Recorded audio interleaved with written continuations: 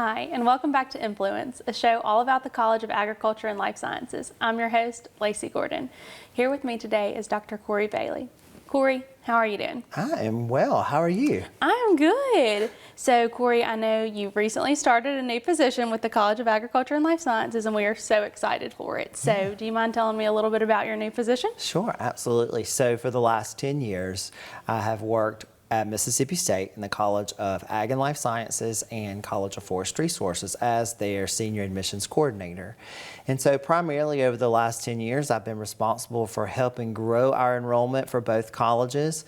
And starting in January, I actually transitioned to a new role, and it is the Director of Enrollment, Retention, and Outreach. Wow. And it really is something that I'm so passionate about and excited to get to work to do, because not only am I responsible for having students enroll at Mississippi State, but also I have an emphasis in retaining those students and making sure that we can keep them here to graduation and see that student success through. Yeah, well, I know you've already done such amazing things in your last 10 years here with growing enrollment and getting our student population up, which is just incredible. And so I can't wait to see all the great things you do in this new role.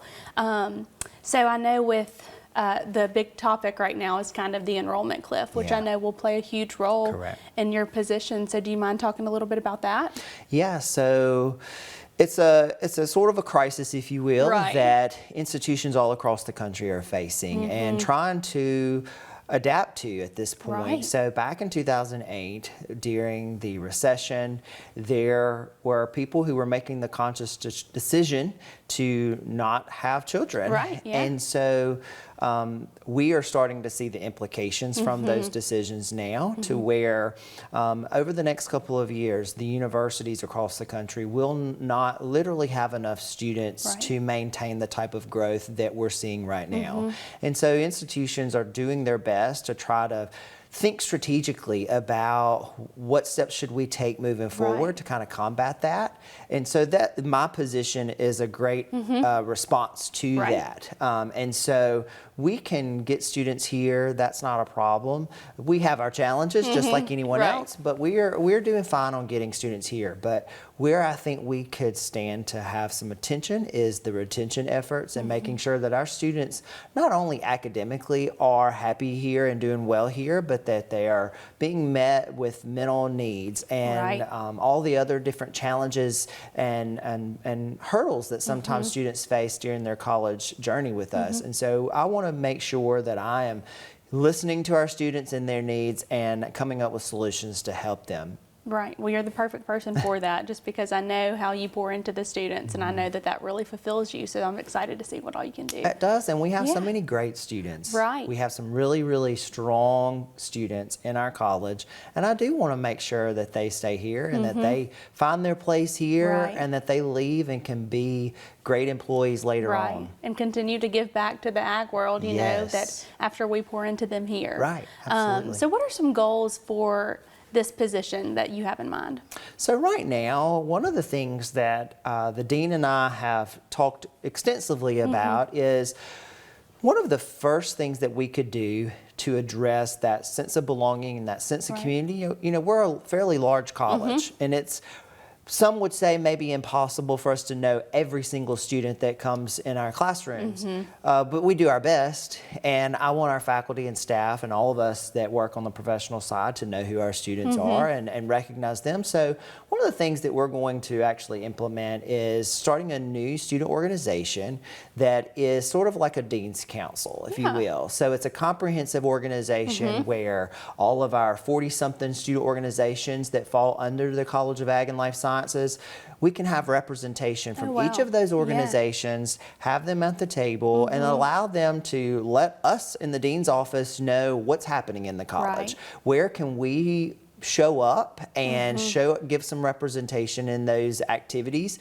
just to show our students that we're behind them, we're there, and if they ever need anything, hopefully those relationships that were built in more of a casual setting can really come back to help them later on when they really need it. And what a great way to promote collaboration throughout our whole college, because we have so many diverse and different student groups, and just to have them all serving one purpose to grow our college and to give back in some ways and to get to know each other better. Like, that's just incredible. So I'm excited for that. Absolutely.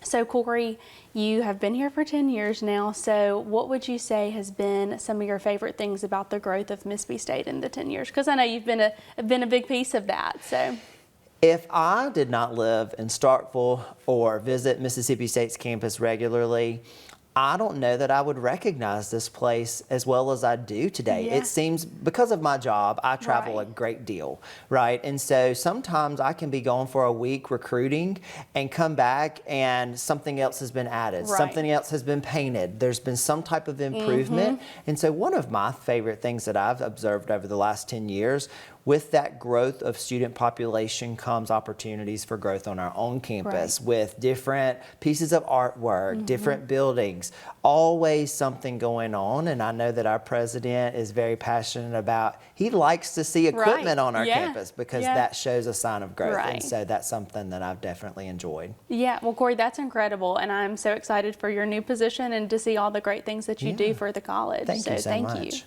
We'll be right back.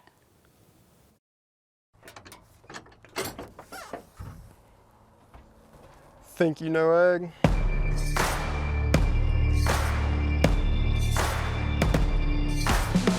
Think again.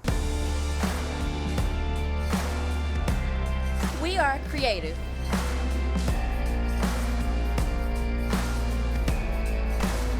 We protect the environment. We prepare for careers in medicine and conduct research. We empower people and communities.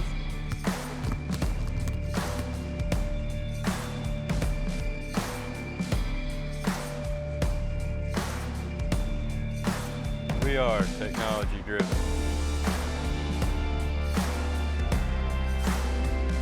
And we feed and clothe the world.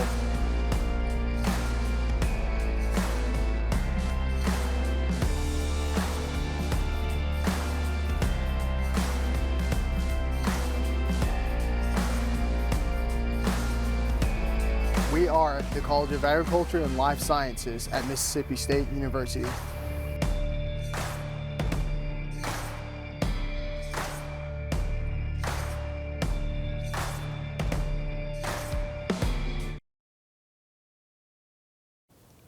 Welcome back. Here with me now is Ann Spafford.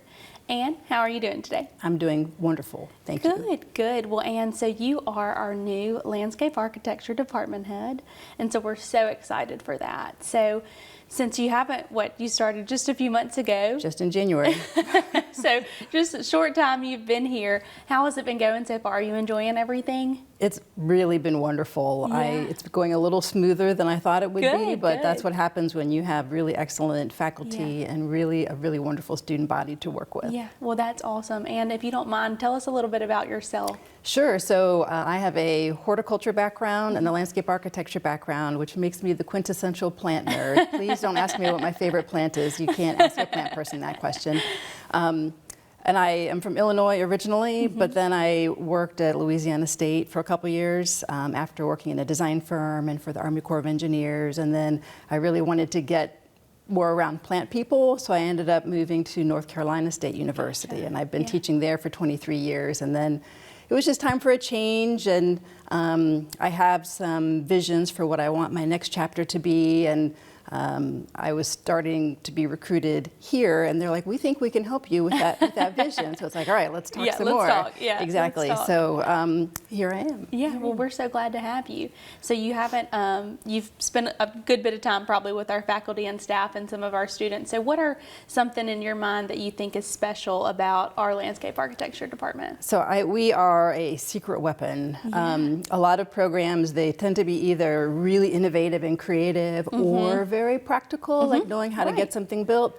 Ours can do both. Oh, that's awesome. And in fact, we're the only program in the nation that has a dual major in landscape architecture and landscape contracting and management. So you get that really amazing, innovative design, but it can also be built and managed in a way that's going to make sure that it's a long-lasting project. So what are some goals that you have for our landscape architecture moving forward or in the future?